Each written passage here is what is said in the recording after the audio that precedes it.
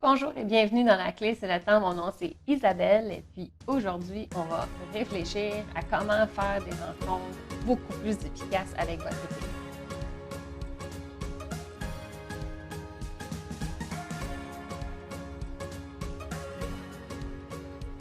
Vous êtes rendu manager, vous êtes chargé de projet, vous avez une belle équipe, mais on parle de quoi en équipe? Certaines personnes ont tendance à refaire ce qu'ils ont déjà vu, OK? Donc, des fois, ce qui peut arriver, c'est que vous allez être un gestionnaire de projet, puis la seule chose que vous allez faire, ça va être de prendre la liste des to-do, puis de vous assurer que tout le monde a avancé leur to-do. Vous savez que ça, vous pourriez faire ça dans un autre moment. Avoir toute votre équipe en même temps ensemble pour réviser une liste de to-do, souvent, pour moi, c'est pas la meilleure utilisation de votre équipe. Le mieux, c'est d'avoir des conversations. Si vous êtes tout le monde à la même place et puis vous êtes tous concentrés à faire quelque chose en même temps, donc vous êtes synchronisés avec, mettons, une dizaine de personnes ou 5 personnes ou 3 personnes, les meilleures choses à faire en rencontre, c'est de faire des discussions qui vont vous apporter des éléments de synchronisation d'équipe. Moi, j'appelle, c'est des éléments qui vont permettre à vous synchroniser au niveau d'être sur la même longueur d'onde. Donc, c'est ça qu'il faut absolument optimiser lorsque vous êtes dans une rencontre d'équipe. Donc, si vous voulez utiliser vos rencontres d'équipe au maximum, voici quelques astuces pour le faire. Pour maximiser vos rencontres, voici une façon de vous aider à structurer votre pensée qui va aller chercher un maximum d'éléments qui va permettre à votre équipe de pouvoir grandir et d'évoluer et atteindre leurs objectifs. La clé, c'est le temps. Donc, je vous invite à réfléchir au passé, au présent et au futur avec votre équipe de façon régulière. Donc, le passé, qu'est-ce que c'est? Le passé, c'est penser aux réalisations. Donc, à ce moment-là, de demander aux gens qu'est-ce qui a été accompli dans les dernières semaines ou dans la dernière semaine ou depuis que vous vous êtes rencontrés. Donc, à ce moment-là, tout le monde va être synchronisé au niveau des réalisations qui ont été faites en équipe.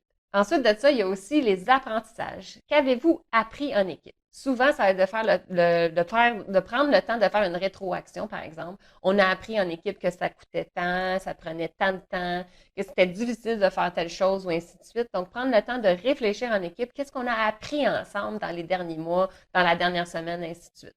Donc, ça peut être un autre élément qui peut être un sujet de conversation que vous pouvez faire ensemble qui touche le passé.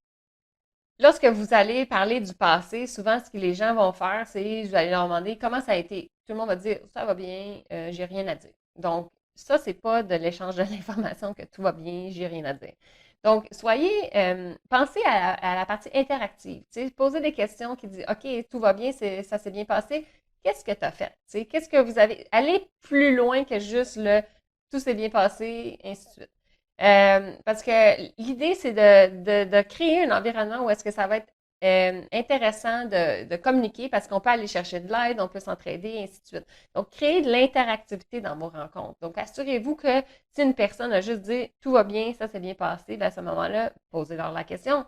Qu'est-ce qui s'est bien passé? Est-ce que tu peux me dire qu'est-ce que l'équipe a fait ou ainsi de suite? Qu'est-ce que vous avez atteint comme résultat? Donc, allez chercher l'information parce que juste dire tout va bien, il n'y a rien qui s'est passé, ben, ça donne pas vraiment de l'information supplémentaire pour travailler en équipe, puis d'aller chercher une synergie, puis d'être capable d'être beaucoup plus, mettons, collaboratif en gros. Ensuite, un autre truc que vous pouvez faire dans vos rencontres, c'est aussi d'apporter, vous, de l'information qui vient de l'extérieur du projet. Si vous avez un département, par exemple, vous pouvez apporter finalement les informations que vous avez eues des autres départements ou de la corporation, puis de ramener cette information-là à votre équipe. Donc, ça, c'est tous des éléments qui touchent le passé et qui va être utile à l'équipe de se resynchroniser puis d'être en harmonie avec le reste de l'organisation et entre eux. Donc, ça, c'est une façon de pouvoir stimuler des rencontres en utilisant le passé. Le moment présent, quand on pense à ça en tant que gestionnaire d'équipe, c'est de penser à finalement l'ensemble des activités qui sont en cours. C'est pas nécessairement le moment présent à la seconde près, mais c'est vraiment le moment présent dans ce qui est en cours et ce qui est en train de se passer.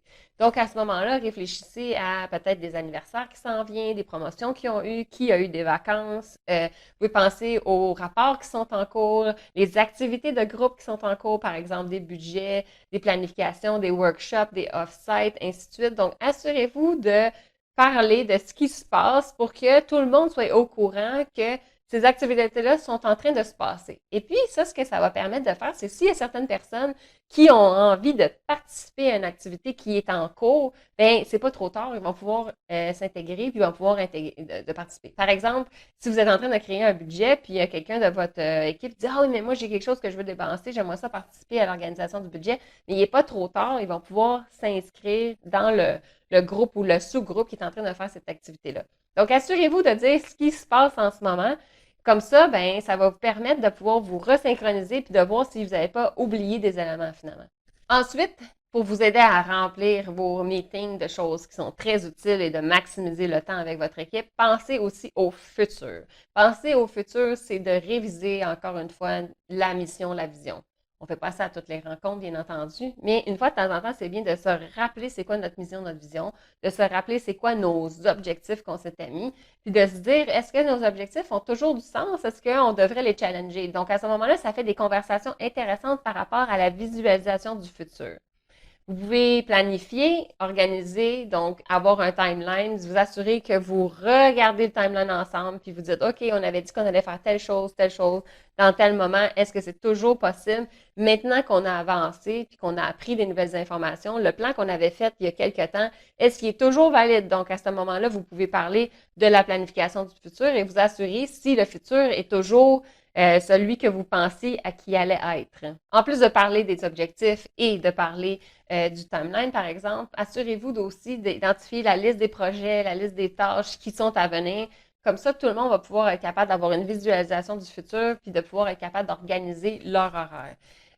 Moi, j'aime bien même le faire sur un calendrier pour être capable de montrer qu'est-ce qui s'en vient pour que tout le monde puisse être capable d'avoir une belle visualisation du futur puis puisse être capable de s'organiser puis de gérer leur temps. Moi, je déteste quand quelqu'un me donne quelque chose à la dernière minute.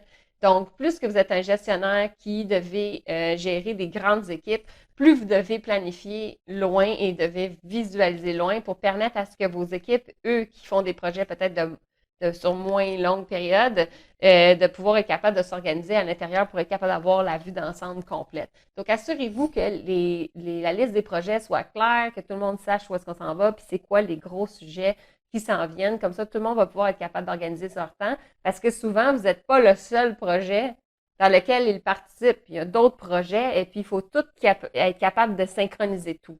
Donc, à ce moment-là, d'avoir une visualisation du futur, une liste de projets, une liste d'activités qui s'en viennent, ça permet à tout le monde de pouvoir une estimation ou de faire leur propre estimation de la charge qui s'en vient et ils vont pouvoir être capables de gérer les autres projets puis de pouvoir s'assurer que les attentes soient bien alignées entre chacun des projets pour être capable d'atteindre les objectifs globaux et non juste de votre projet. Et puis en bonus, en plus de penser au passé, présent et futur dans vos rencontres, pensez aussi à l'interconnectivité. On a beaucoup de silos dans les entreprises et puis moi, je vous conseille fortement de penser à l'interconnectivité. Par exemple, vous avez un meeting, vous ne savez pas trop quoi parler à votre groupe parce que finalement, ça va bien, les activités en cours, vous avez déjà parlé, il n'y a rien de vraiment nouveau, on dirait que le stress, il n'y en a pas trop.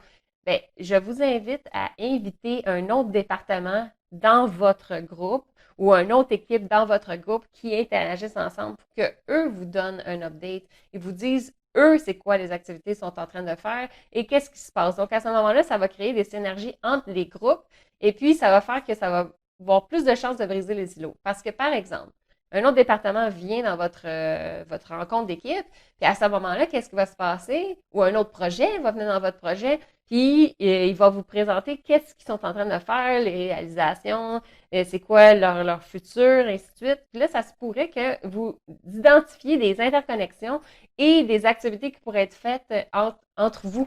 Donc, à ce moment-là, ça crée beaucoup de créativité, puis ça crée beaucoup ça permet de briser finalement les silos, puis de s'assurer que tout le monde travaille dans la même grande équipe, parce que finalement, dans une entreprise, on est juste une équipe, on n'a que divisé le travail pour s'aider, mais en réalité, chacune des activités, bien, il y a souvent des overlaps où en fait, il y a une interconnexion qui est essentielle à faire, mais si on ne permet pas la conversation ou la discussion, bien, cette interconnexion-là pourrait ne pas se faire, et puis même des fois, il pourrait avoir des overlaps complets, des fois, il pourrait avoir des overlaps partiels, ou des fois, ça peut être tellement loin qu'il y a un gros trou entre les deux. Puis là, on pense que c'est l'autre projet qui est supposé de faire la partie qui nous intéressent et ainsi de suite. Donc, il y a plusieurs options qui peuvent être faites. Mais dès que vous avez une conversation puis une communication, bien, c'est évident, c'est plus facile d'identifier s'il y a des overlaps partiels ou incomplets. Donc, ça fait que vous allez être capable de pouvoir identifier des actions, soit une redondance d'activité, vous enlevez des choses, soit vous ajoutez une activité ou soit ainsi de suite. Là. Donc, il y a plusieurs options possibles.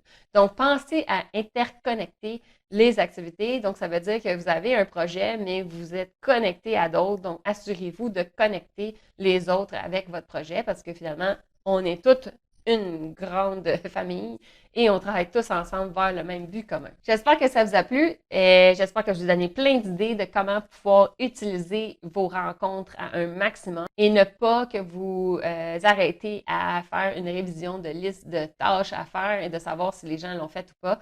Donc, vous avez plusieurs alternatives que vous pouvez réfléchir. Vous n'êtes pas obligé de toutes les faire à toutes les rencontres, mais prenez ça comme une espèce de checklist. Regardez, vous dites, OK, là, ça fait longtemps que j'ai pas pensé, on n'a pas pensé au futur ensemble. Ou là, ça serait peut-être bien, on a fait longtemps qu'on a travaillé, on devrait faire une rétroaction du futur, et ainsi de suite. Donc, selon la rencontre, posez-vous des questions. Dites-vous, est-ce que j'ai assez fait de ci ou assez fait de ça à l'intérieur de mes rencontres dans les dernières semaines? Et puis là, ça va stimuler finalement des conversations intéressantes qui ne seront pas toujours dans le même rythme, dans la nouvelle dynamique. Et puis, vous allez toujours pouvoir surprendre votre équipe, mais aussi donner le sentiment que votre rencontre est utile à tous et qui va aider à une meilleure synergie d'équipe et une meilleure collaboration. J'espère que ça vous a plu. Si c'est le cas, je vous invite à vous inscrire à ma chaîne ou à aller lire mon blog lacléc'estletemps.com. Bonne journée!